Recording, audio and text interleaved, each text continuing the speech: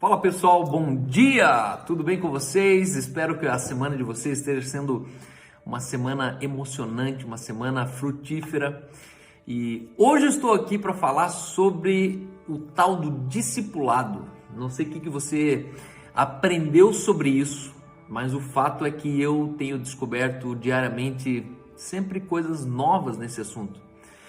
Jesus ele falou: "Ide por todo mundo e fazei discípulos de todas as nações." Esse texto está dizendo: ide por todo mundo e façam discípulos de todas as nações. Não é façam de todas as nações discípulos. Ano passado, eu e minha esposa, nós morávamos na Holanda e eu estava num ano sabático, e um ano que na verdade a gente tira para entender algumas questões que na verdade a vida cotidiana não nos permite aprender. E eu me lembro até hoje que fazia 3 graus mais ou menos, os ventos estavam de 70 km por hora, era uma semana chuvosa, as crianças estavam dentro de casa e diariamente eu fazia algumas corridas na área da zona rural da Holanda e corria quilômetros e mais quilômetros. Jesus me visitava de uma maneira sobrenatural. Dos dois lados da rua, numa zona rural, haviam plantações de repolhos e os canais, todas as ruas na Holanda. A Holanda é conhecida como os Países Baixos porque ela está abaixo do nível do mar. E uma das coisas que eu identifiquei naquele tempo era de uma mentira subconsciente que eu carregava desde a minha infância, quando eu fui ensinado que todo crente tem que ser um discípulo. E talvez isso é muito comum. Se você cresceu na igreja, naturalmente a igreja ela te incita, ela usa esse texto dizendo assim: ó, todo crente tem que ser um discípulo. Quando eu olhava à minha volta, eu percebia que nem todo crente era discípulo, ou melhor, a maioria dos crentes não eram discípulos. Eu confesso que eu cresci e identifiquei uma mentira no meu subconsciente que me acusava de que existia uma pressão interna dentro de mim, onde eu precisava ver os crentes num padrão de vida que na verdade eu entendia como discípulo. E um dia Jesus, nesse dia correndo na Holanda, Jesus ele falou comigo e falou: "Cal, entenda o seguinte, nem todo crente vai ser discípulo e tá tudo bem." Eu confesso que foi nesse dia que eu entendi a igreja, foi nesse dia que eu entendi a minha própria igreja, foi nesse dia que eu entendi o lugar das pessoas dentro da igreja. E aí, o que aconteceu? Jesus falou comigo a respeito da parábola do episódio onde o jovem rico chega para Jesus e fala: "Bom mestre, o que devo fazer para ser salvo?" Essa pergunta não expressava nenhuma preocupação ou interesse do jovem rico com Jesus. No fundo, o jovem rico não estava muito aí com Jesus. O jovem rico estava mais preocupado consigo mesmo do que com Jesus. E aí ele fala: "O que eu preciso fazer para ser salvo?" Jesus falou: "Vai, cumpre os mandamentos." Ele falou: "Não, já cumpro, já está tudo certo." E aí Jesus olha, volta para ele o olhar e fala assim: "Pois bem, se queres ser perfeito, vai, vende tudo que você tem e dá aos pobres." Foi aqui que Jesus me fez entender que dentro da igreja de Cristo existem 2 tipos de pessoas: aqueles que são salvos e aqueles que são perfeitos. O jovem rico é uma amostra da igreja atual. O jovem rico é uma amostra da igreja, da massa da igreja. São pessoas que acessam a graça salvadora de Jesus, mas não prosseguem, não evoluem para o 2º grau da graça santificadora de Jesus. Jesus não tinha nenhum problema com patrimônio. Ao contrário, Jesus tinha inclusive tesoureiro. Isso significa que Jesus não tinha problema em trabalhar com riqueza, com dinheiro, com volumes de dinheiro. Só que ali Jesus ele desprezou aquilo que o jovem rico mais valorizava. E Jesus pega e fala: "Pois bem, vai, vende e dá aos pobres." Se fosse nos dias de hoje, a gente ia falar assim: pega os teus bens, pega o seu patrimônio e traga para o reino. Como se o reino sempre estivesse precisando de mais coisa, mais dinheiro, mais recursos. Só que Jesus ele despreza. E Jesus fala assim: "Pois bem, se você quer ser perfeito, vai e vende. Eu confesso que por anos eu passei pensando por que Jesus falou isso para esse jovem rico. E na Holanda, o Espírito Santo trouxe para mim um entendimento claro de que quando Jesus falou vai e vende, Jesus estava tratando o jovem com as suas ambições. Era uma questão de Jesus dizer o seguinte: se você quer ser perfeito, primeiro vai, rompe com as suas ambições, depois você vem e assume as minhas ambições. Acredito que hoje o nosso desafio é justamente esse: a gente viver uma vida desprovida de qualquer ambição pessoal, onde você vive uma vida que já não conta mais os teus sonhos. Os teus sonhos, eles se tornam irrisórios, eles se tornam pequenos demais para um plano que Jesus te convidou para fazer parte. Nós sabemos o desfecho da história, onde o jovem rico ele vira as costas e sai da presença de Jesus triste. Até hoje nós não sabemos o nome desse jovem. O nome dele ficou no espaço cinza da história. Mas eu garanto, e eu tenho a grande convicção, não é que eu garanto, mas eu carrego dentro de mim uma convicção, que esse jovem rico seguramente era para ser um dos 12 apóstolos. Jesus estava dizendo: vai, vende tudo e me segue. Eu creio que esse jovem rico perdeu a oportunidade de deixar o nome dele marcado na história, simplesmente porque ele duvidou que o plano que Jesus tinha para a vida dele era superior ao plano que ele já vivia, ou a vida boa, talvez rica, que ele já vivia. Isso me fez entender muito sobre a igreja atual, isso me fez entender muito o lugar das pessoas na igreja.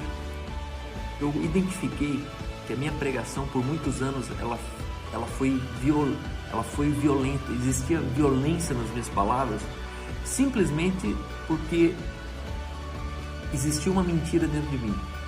As pessoas que se convertem, elas têm que se tornar discípulos. Quando eu via essas pessoas não sendo discípulos, isso me irava, isso me frustrava. E eu olhava para essas pessoas e o meu subconsciente falava: olha aí, o evangelho não está funcionando. E aí Jesus me fez entender que talvez não mais de 20% vai ser discípulo, e todo o resto, talvez meros seguidores de Jesus, e está tudo bem com isso. Por que está tudo bem com isso? Porque o texto diz: ide por todo mundo e façam discípulos de todas as nações. Eu entendo que hoje nós vivemos tempos onde quase todas as nações existem discípulos de Jesus. Se no Brasil existirem 5 discípulos, essa palavra se cumpriu nesse país. Se na Ásia, na África, se na Europa, nos países onde há um discípulo, essa palavra se cumpriu. A questão é que nós confundimos fazer de todas as nações discípulos ou fazer discípulos de todas as nações. Eu creio que nós já vivemos essa realidade, que nós temos discípulos de todas as nações. A questão é que nós ainda acreditamos que o evangelho não funciona, não evolui, que as coisas não aconteceram, porque a gente tem uma mentira social onde a gente acreditou que todo mundo tem que ser discípulo. Quando eu não vejo todo mundo sendo discípulo, isso me gera uma frustração. A gente gera julgamento: ó, ele não é, ela não é. E quem disse que não é? A questão é que salvação é um dom gratuito. E Deus deseja que todo homem seja salvo. Então existe um universo de diferença entre uma pessoa ser salva e uma pessoa ser um discípulo de Jesus. E um dos valores que eu sempre carreguei na minha igreja foi que eu queria ver cada pessoa vivendo 3 valores fundamentais na vida: integridade, influência e governo. Eu entendi que se eu tivesse um time de pessoas que vivesse a integridade, naturalmente essas pessoas iam proporcionar influência no contexto que eles vivem.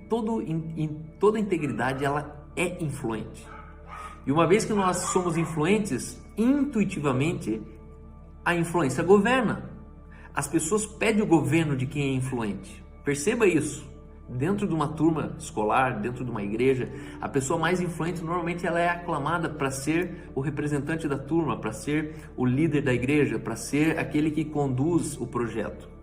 E eu sonho em ter uma igreja de íntegros, de influentes e que governam. Mas eu entendi que na verdade essa é a minoria das pessoas. Jesus denominou 12 apóstolos, mas nós sabemos que depois dos 12 tinha os 70, depois dos 70 tinha 120, depois dos 120 tinha os 5.000, e Jesus nunca chamou 5.000 pessoas de discípulos. Será que Jesus era ineficiente no discipulado? Será que Jesus também não conseguiria discipular 5.000 pessoas? A questão é que ele não precisou chamar uma multidão de 5.000 que sempre seguia ele por onde ele passava, onde ele pregava, porque na verdade ele só precisava de 12, só precisava de 70, talvez no máximo 120. E eu creio que discípulos, eles são snipers no reino de Deus. Um discípulo vale mais do que um caminhão de seguidores. E o reino de Deus, ele é composto por discípulos e por seguidores. E eu creio que existem pessoas que vão estacionar no conforto da salvação. E essas pessoas talvez vão passar a vida inteira entrando na igreja, aquecendo o banco, batendo palma, dando glória a Deus e indo embora, e tá tudo bem com isso. Por que eu estou compartilhando isso? Porque eu fui liberto de um espírito farisaico, de uma pressão interna que a própria religião colocou dentro de mim, de que todo mundo tem que ser discípulo, e quem não for tá pecando, quem não for tá errado, quem não for não é crente. Isso não é assim. Eu confesso que uma das grandes crises que eu tive no ministério foi que eu me peguei sendo mais um pastor, caindo no erro comum. E qual erro é esse? O erro de que em toda a realidade de igreja, você sempre vai perceber que existem 20% das pessoas que fazem acontecer e existem 80% das pessoas que desfrutam, que aproveitam daquilo que está sendo feito. 20% das pessoas são responsáveis por 80% dos resultados. 20% das pessoas chegam mais cedo, pagam a conta, ficam 3 dias no estacionamento enquanto tem uma conferência na igreja. 20% das pessoas é que preparam uma aula dominical. 20% das pessoas que vieram ensaiar durante a semana para tocar domingo. E os outros 80% são pessoas que passam na rua e nós, como pastores, estendemos o tapete vermelho e caímos no erro de fazer igreja para os 80%. Mas quem é igreja de verdade são os 20%. Muitas vezes nós não temos tempo para os 20% que são de verdade, porque nós estamos tentando impressionar os 80% que são flutuantes e alguns até de mentira. Quando os 20% eles cansam, a gente só vai substituindo. Eles vão espanando e como várias pessoas querem ser 20%, 20% querendo ou não é um lugar de prestígio, um lugar de privilégio, nós retroalimentamos um sistema onde as pessoas ficam pelo caminho e nós não nos perguntamos aonde elas foram parar. Hoje eu entendi claramente que eu sou um pastor de 20% e que esses 20% sim são uma escola de filhos, esses 20% sim são aqueles que precisam ser discipulados, esses 20% sim são aqueles que precisam ser exortados. A Bíblia diz: a quem muito se dá, muito é cobrado. A esses 20% sim eu confio muito, de maneira que hoje eu tenho a autoridade, eu me sinto no direito de cobrar muito deles. Mas talvez 80% vão passar a vida inteira indo a uma igreja, batendo palma, adorando a Jesus e não vivendo nada além disso. E Jesus me falou: calma, tudo bem com isso. Hoje, para ser igreja de 80%, nós acreditamos na pregação de 3 valores fundamentais. Eu instruo todos os meus líderes a proclamarem fé, esperança e amor. Para jovens ricos, para 80% da igreja, nós não podemos cansar de pregar todos os domingos fé, amor e esperança. Fé, amor e esperança. Obviamente que as pessoas que vêm a primeira vez em uma igreja, não faz sentido essas pessoas terem um encontro com Jesus, nascerem de novo e a primeira coisa que se fala é sobre integridade, influência e governo. Por quê? Porque ele é menino, ele é criança, ele acabou de nascer. Ele está num processo de assimilação do que está acontecendo no reino de Deus. E hoje eu entendo que para jovens ricos nós pregamos incessantemente fé, amor e esperança. Fé, amor e esperança. E a partir do momento que eles crescem, alguns vão aceitar, alguns vão se interessar pela graça santificadora. Alguns vão querer ir um pouco além. Alguns vão, com certeza, vender tudo que tem, distribuir e seguir Jesus. Um discípulo é aquele que rompeu com as suas ambições. Quais ambições são essas? De repente ter o carro, a casa própria. De repente uma ambição que talvez te escravize esteja sendo o desafio de você ter o sonho de ter o seu próprio negócio. De repente você é escravo de uma ambição que por anos o teu sonho é fazer uma viagem em família para a Europa. E a gente nem percebe, mas a gente passa anos preso a uma ambição, pagando um boleto de uma casa própria, sendo que na verdade você já devia estar muito longe, em outros lugares, navegando outros mares. E eu quero declarar isso sobre vocês. Eu não sei se você é pastor, se você é o salvo, se você é o discípulo, mas entenda a igreja de Jesus, entenda que em cada lugar dessa igreja existe uma medida. A quem muito se dá é muito cobrado. Mas existem pessoas que são jovens ricos, que eles nunca vão receber muito. Eles nunca vão ter nada grande sendo confiado a eles. Por isso nós não precisamos cobrar deles aquilo que não foi confiado a eles. Existem pecados morais, existem problemas morais que dentro dessa multidão dos 80%, nós não temos como autuá-los, não temos como coagirmos e falar, você tem que parar, você não pode fazer isso. Ao contrário, nós precisamos incessantemente continuar crendo que a fé, o amor e a esperança um dia transformam a vida dessa pessoa. Agora, quando uma pessoa ela entra no nível daquilo que foi confiado, recebeu 10 talentos, vai ser cobrado sobre 10, recebeu 5, vai ser cobrado sobre 5. E nessa casa de filhos, nessa multidão dos discípulos, eu acredito que nós precisamos ser um pouquinho mais radical naquilo que nós pregamos, naquilo que nós cremos, naquilo que nós não toleramos. Eu oro para que o Espírito Santo ele nos capacite a entender essa igreja gloriosa de Cristo. Quando você entende, os níveis de compromisso do reino de Deus, você vai conseguir admirar um pouco mais as pessoas que talvez você estaria extremamente desapontado. Compreender as pessoas é um papel fundamental daqueles que estão à frente de uma igreja, à frente de um ministério. E entenda, a vida com Jesus não é uma gincana que Deus está perdendo e Ele precisa da sua ajuda. Jamais. A Bíblia diz que as portas do inferno não prevalecem. A Bíblia diz que está consumado. A Bíblia diz que Ele já venceu. A Bíblia diz que é uma questão de tempo e toda a terra ela vai ouvir da salvação em Jesus.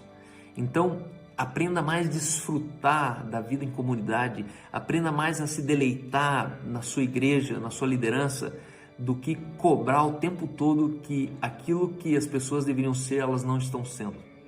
Eu me encontrei muito frustrado. Eram pecados morais de todas as categorias que apareciam dentro do contexto da minha igreja. E quando a medida ela era uma para todo mundo, logo a maioria sempre ficava abaixo da medida, e isso trazia para mim uma informação no subconsciente dizendo: o evangelho não está funcionando. E na verdade estava funcionando. Na verdade nós estávamos sendo efetivos naquilo que nós estávamos vivendo. A questão é que era um conflito de expectativas. Eu projetava como pastor, como líder, uma expectativa na vida das pessoas, de uma expectativa que nem Deus tinha imposta para elas. E entenda que existe a graça salvadora, existe a graça santificadora e existe a graça servidora, que aí é assunto para outro vídeo. Deus abençoe vocês. Eu vejo vocês amanhã na minha live das 11 horas da manhã. Um grande abraço, até lá.